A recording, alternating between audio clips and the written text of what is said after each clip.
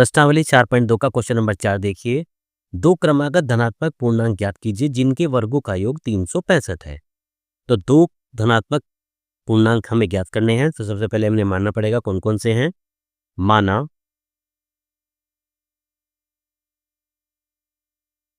पहला धनात्मक पूर्णांक, एक तो मान लेते हैं हम x है, और दूसरा धनात्मक पूर्णांक मान देते हैं हम x प्लस 1 है। ठीक है बच्चों। अब उसने कहा इनके वर्गों का योग 365 है। प्रश्नानुसार इसने कहा है इनके वर्गों का योग, इनके वर्ग कौन कौन से धनात्मक पूर्णांकों के, यानी कि एक तो x का वर्ग और एक x प्लस 1 का वर्ग, और इनके वर्गों का योग 365 हमें दे रखा है। करिए इसको, स्क्वायर खोल दीजिए।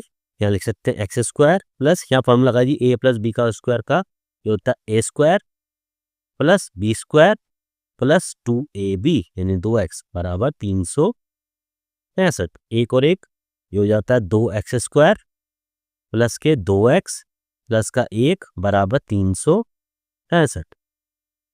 यह लिख सकते हैं 2x स्क्वायर प्लस के 2x प्लस का 1 इधर आके माइनस का 365 बराबर 0, या ये हो जाएगा 2x स्क्वायर प्लस के 2x माइनस के 364 बराबर 0।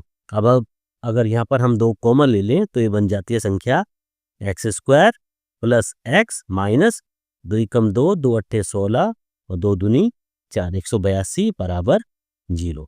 अब देखिए हमारा गुणनखंड बन गया। अब पहली संख्या 1, आखिरी संख्या 182। 1 की 182 में गुणा करेंगे 182 आ जाता है। अब 182 के टुकड़े जिनको जोड़ने या घटाने से बीच वाली संख्या है, बीच में संख्या हमारी 1। देखिए 182 के टुकड़े हमने क्वेश्चन नंबर 3 में भी किए थे, और क्वेश्चन नंबर 3 में टुकड़े आए थे 14 और 13, जब हमने वहां पर 27 लाए थे। टुकड़े यहाँ पर भी 14 और 13 के ही आएंगे, बस वहां पर हमने प्लस किया था क्योंकि हमें 27 लाना था, यहाँ हमें माइनस करेंगे क्योंकि यहाँ पर हमें 1 लाना है।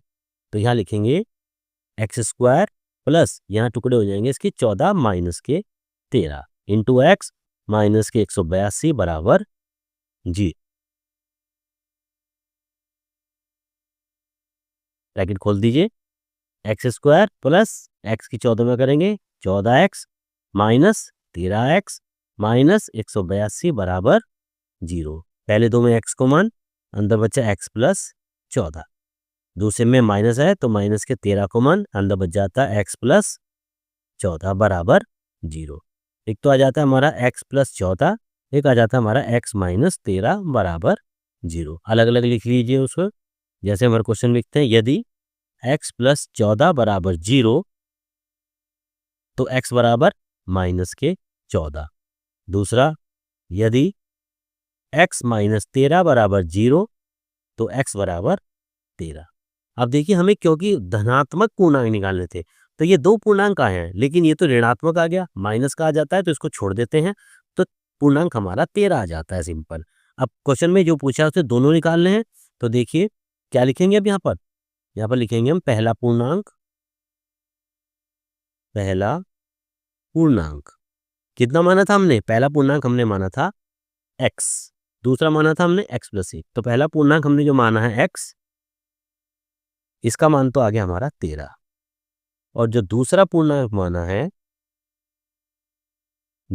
माना था हमने x प्लस 1, यानी कि x का मान 13 और प्लस 1 बराबर 14।